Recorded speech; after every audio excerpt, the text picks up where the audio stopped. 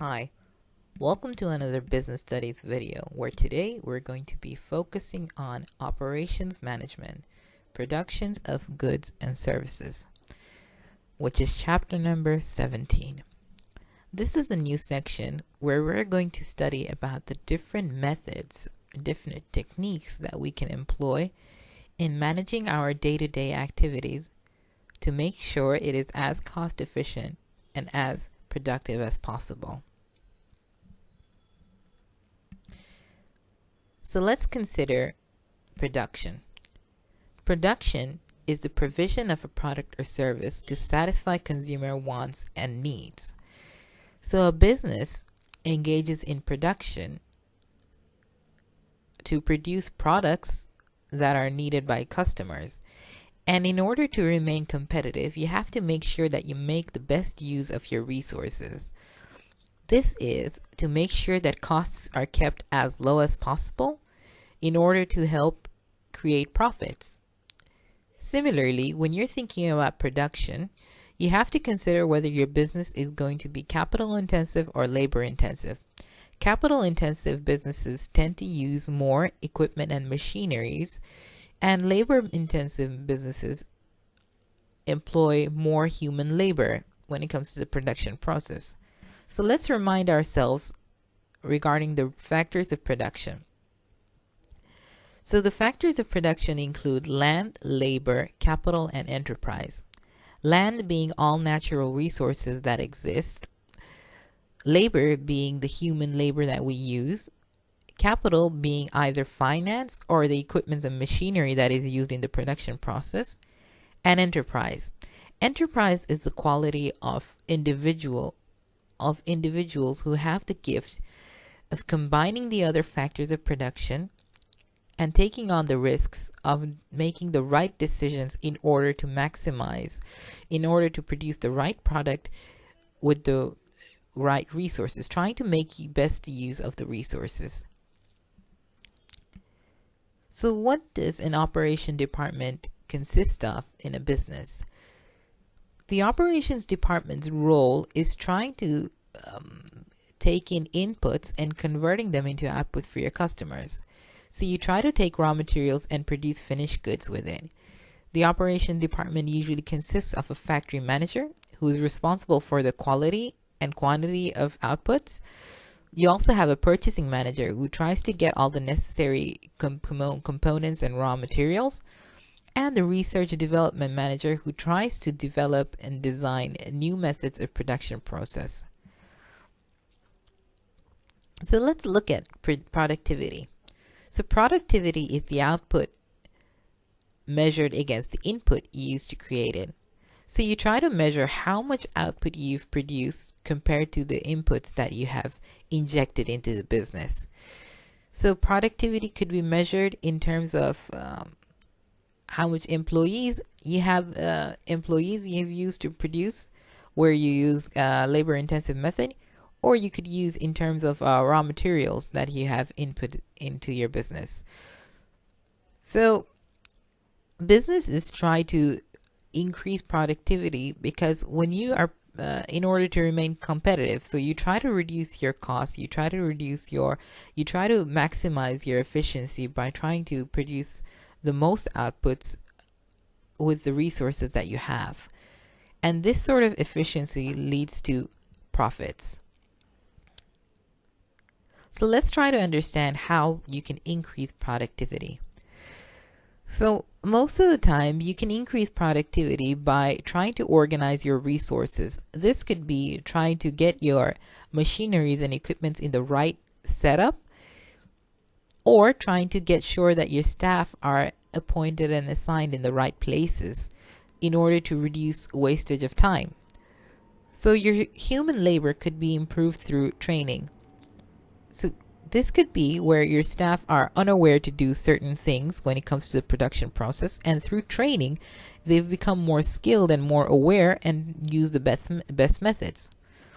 Similarly, you could achieve higher productivity by automation, which is the use of computer systems to handle machinery equipment in the production process. So let's look at the benefits of increased efficiency and productivity. So because you have increased productivity, your outputs increase compared to your inputs. This results in a lower cost per unit. Your average cost decreases. It lowers wages you need to pay due to less staff being required. And because you're making savings, you could also benefit. You could share this benefit through payment to your staff as a reward for their increased productivity. So let's try to look at inventories. So what consists of inventories in a business? You have three different types of inventories, including raw materials, partly finished goods, these are work in progress goods, and finished goods. So business try to manage these three types of inventory in order to satisfy demand. You try to have the right combination of each of these inventories. You try to have enough of it so that when the customers need your product, you're able to provide them. So inventory management usually includes holding a buffer level. So a buffer level is a minimum level that is held to deal with uncertainty when it comes to supplier demands, supplier deliveries, and customer demand. So you could have a season where your customers are suddenly trying to purchase a product because it goes viral, or you could have a certain situation where a supplier that you were relying on for delivering your raw components fails to deliver it due to his own reasons. So in each cases, you try to hold a minimum level that helps your business sustain the shock that could be subjected to them, or try to meet demand in certain situations so that they can rise to opportunities that appear due to change in consumer tastes.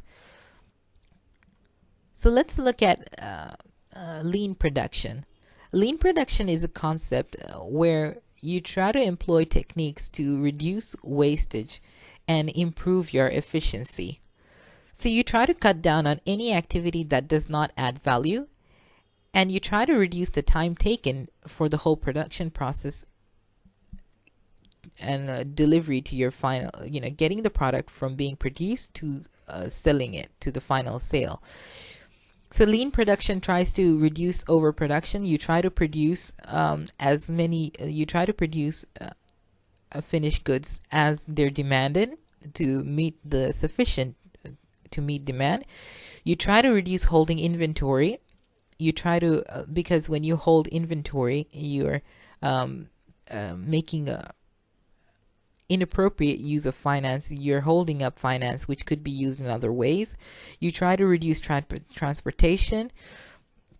You try to reduce transportation costs because of inefficiency of moving goods around, and you try to reduce movement of employees and machinery. So you try to make sure the production process is arranged in a certain way that reduces wastage of employees making movements that do not add value to the process.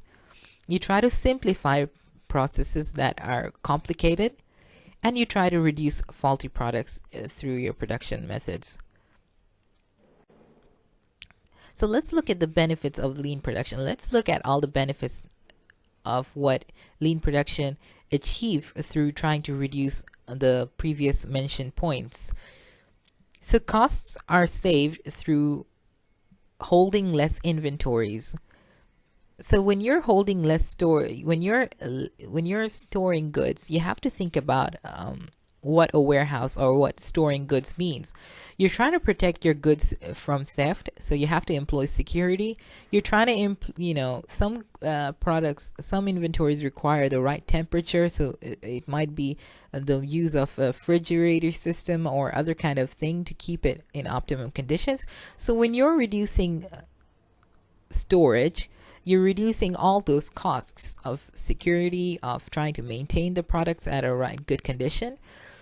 Similarly, when you're when you have quicker production, this could be you have to pay less wages to your staff. Also, it could mean that because you're producing more, at less time, you could generate more profits. So when you're reducing faulty goods, this replaces it reduces the need to replace those faulty goods.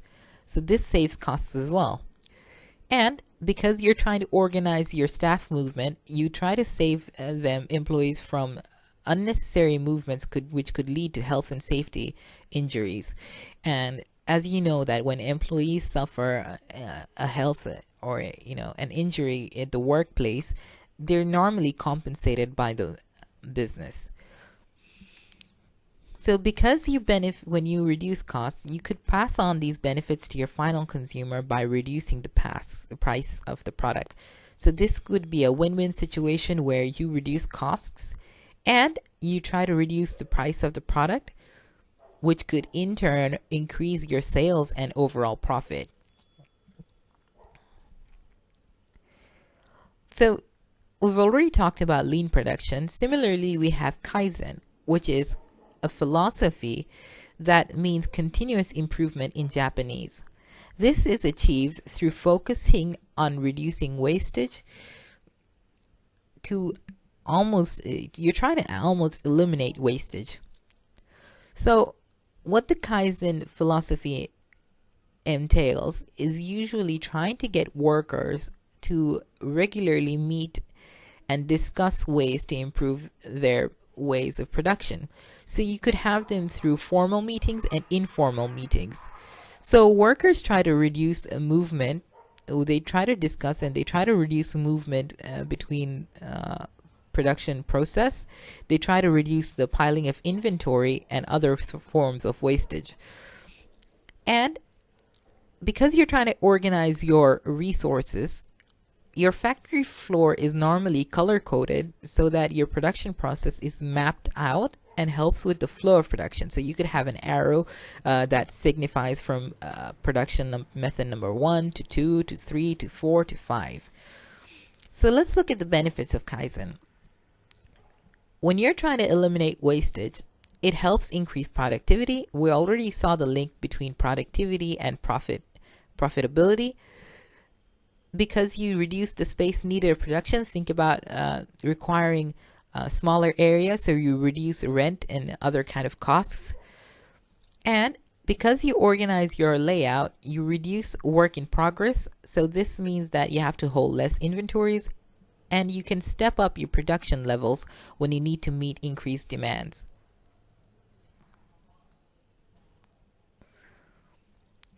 So the next concept involves just-in-time inventory control. Now, just-in-time is a method where the producer, the manufacturer, or the business tries to eliminate the need for holding inventories. So you almost hold zero inventories or none at all. We already talked about inventory management, where businesses try to hold a buffer level, a minimum level, to deal with uncertainties. But this is where you're trying to engage in a method where you're so confident in your ways that you want to hold almost no inventories. So inventories are managed to arrive in time for production. So you have raw materials arriving just in time for production. So this could be on the morning of your production, you have raw materials arriving, and you have your product being delivered to your customers. So the production process ends just in time for customer to buy it off. So it reaches the shelf as soon as the customer wants to buy it. So this sort of system requires high level of efficiency and trustworthy suppliers. You need your suppliers to deliver raw materials at a time that is settled before. So relations with your suppliers is really important in this method. Now, the benefits of just-in-time includes reduces costs of holding inventory. We already talked about inventory costs, holding inventory costs such as security and other kind of warehouse storage spaces, and trying to maintain them at optimum level. So because you eliminate the need for a warehouse, you have additional storage space. You have space that could be used for production, or you could storage space which could be so think about rent costs that are saved. And because of all the costs saved and because of all the less stock being held, and so stock is a form of liquid asset that takes up your working capital. It helps improve cash flow. We'll talk about this later in your financing section. So let's look at the different sort of production methods. Cell production is where the production line is divided into separate units, and each unit contribute to the production process by adding an identifiable portion. So think about manufacturing of a car. You have the body that could be produced by a separate unit, and you have the engine that could be produced by another unit. So because there is an identifiable unit of production produced by each separate team, your employees are motivated because they feel that they're being recognized for their hard work. Now, because they're more motivated, it reduces disruption from strikes due to improved morale. So we already talked about cell production. Let's look at other methods of production. You have job production. Job production is where you have a single product that is made at a time specifically to order, that is tailor-made. So each order placed is separate, it's unique, and it's not repeated. So think about celebrities that are ordering tailor-made suits, or think about other kind of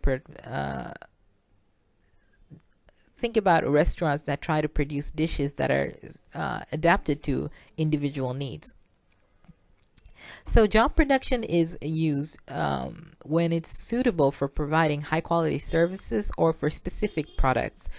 So you're trying to produce a product that is fitting towards the exact requirements of your customers. Again, remember, production is about trying to produce goods that satisfy consumer needs. So you're trying to manage your resources, and you're trying to produce a product that is exactly 100% accurate to what the customers want. Because every different order is unique, workers have variety, and it provides them, it motivates them, so they're never bored from work. However, job production needs skilled labor, and because skilled labor is needed, production costs tend to be higher because skilled laborers are definitely paid more. Production is very time consuming, and if you create an error due to you're trying to meet the exact requirements, so every single small error is very costly. Let's move on to batch production. So batch production is where a quantity of one product is made, then a quantity of another item is produced. So every single production, so in job production, you try to create one product at a time. But in this one, you try to make one product, but you try to make more of it before you skip to something else. So think about bread manufacturers. They try to produce, they employ batch production where they make buns using the stove, and they could make other forms of, they could make baguettes in the next round, and at night they could make pizzas. So because it's very flexible, you can move from one product to another. It provides a variety to your workforce, which helps them remain motivated, and it prevents production from being halted due to a machinery breakdown, because a certain process might require machinery, but the other product might not require the same machinery. So you can move on to that different product, product production, if there, in case there is a failure of equipment. So, however, batch production requires holding inventory, which is expensive, and there is some sort of wastage in time when you're switching from one product to another. This creates wastage in productivity. Flow production is the other production method where you're trying to produce large quantities of a product in a continuous process. This is also referred as mass production. So the basic ingredients and raw materials are all put together in one end, and step by step there you have components being added on until the final product is packaged for sale. So think about a product. that is so popular that it's created in high numbers to meet consumer demand. Think about cola, chips, think about crisps, think about other kind of things such as cakes and candies and other kind of products. So you have high volume of output of standardized nature, so all products are similar. And because you have such a large scale of production, you benefit from economies of scale. Economies of scale are the cost savings that arise due to your production being large. Because your production is continuous due to high automation, you have products being created 24/7. You don't have most of your process is automated, so you use equipment that do not require breaks and that do not require vacations. Goods are produced very quickly so that you can satisfy consumer demands. However, you have a lack of variety, which could demotivate workers because the process is very standardized and repetitive. Also, you need to store raw materials and components to meet production and needs. Similarly, think about when you're trying to use machinery and equipments and automated systems, computerized equipments. The initial setup costs are very high. So let's look at the factors that affect the choice of production. So first of all, you need to consider about the nature of product. Is the product or service unique, or does it have to be produced in large numbers? Think about water bottles and think about custom-made tailor suits. Custom-made suits. You also have to consider about the size of your market. So the larger the market, the higher the volume of production, the higher the demand which you need to satisfy. So when you're trying to meet the demand for a lot of customers, you could use mass production or flow production. So you have to also think about the nature of demand. Is it fluctuating or is it constant? So if you have, think about in the morning where you want to have bread, and at night the customers want to have pizza. So this could require a business using batch production when it comes to the usage of its stove.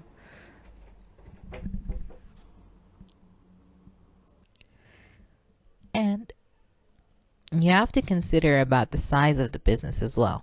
So small businesses lack the funds needed to invest in a lot of machinery and equipment needed for flow production. So in that case, you have to use other forms of production methods. So we've talked about how we can use different sort of production methods, but you have to also understand that there has been a large impact of technology in production methods. So technology is being incorporated more and more into production in the different forms. So let's look at the different forms, starting with automation. Automation is where you have factories implement equipment using a computer that are controlled by computers to carry out processes. So you could have it in car manufacturing, in airline manufacturing, or any sort of manufacturing where you have a small microcomputer that controls the different kind of equipments or machineries to behave in certain pattern that produces items. So then you have the other one where mechanization, where you use equipments that are operated by individuals for production. So the difference between automation and mechanization is in automation it's computerized, computers control it, and in mechanization you use individuals control the process. Then we can use computer aided design where you use softwares to help design your products more efficiently. So think about 3D modeling, think about 3D designing your product.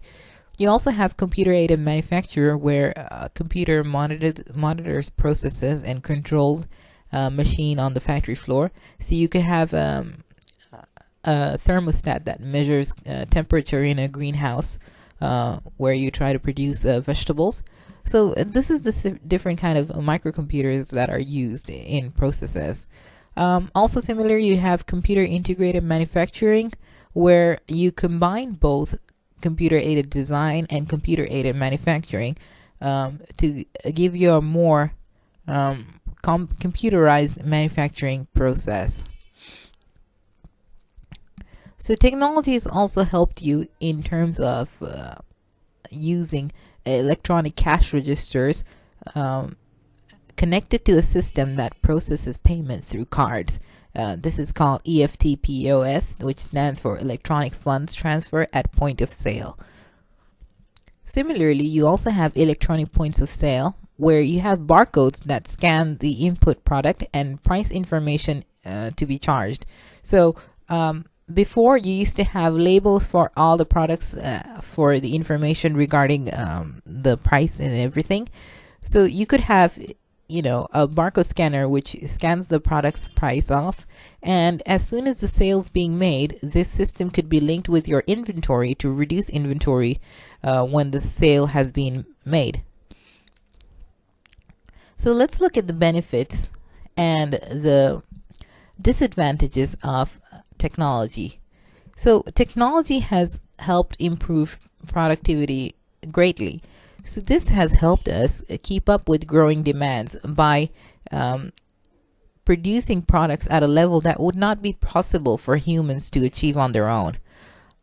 And you also have technology that does the repetitive processes that are automated, which makes work more interesting, which increases job satisfaction.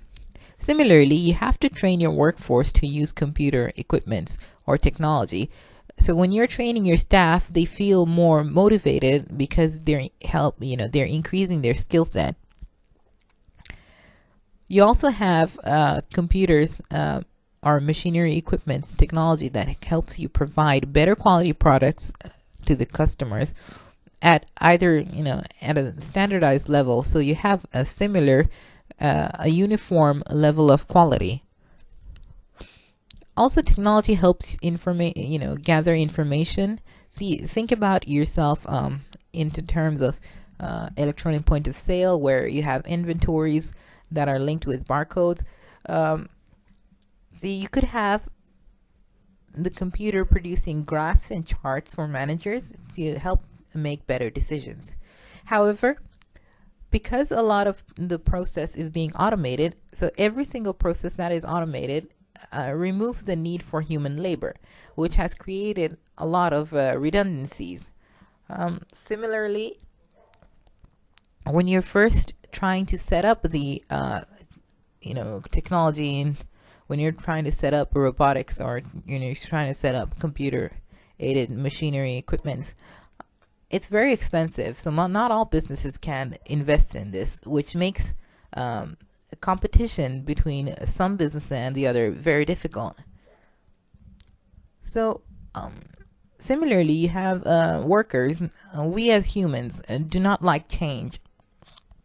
So when you're incorporating technology, it could be frustrating for most of your workers, because they have to learn some things that are new, and fear of the unknown, or fear of learning something new, is very frustrating. Technology could also become obsolete, so you have things that are technology is advancing constantly. So as soon as a business invests on one system, it could be made completely obsolete when you have a better, more cost-effective option out there. So this could be very costly for the business.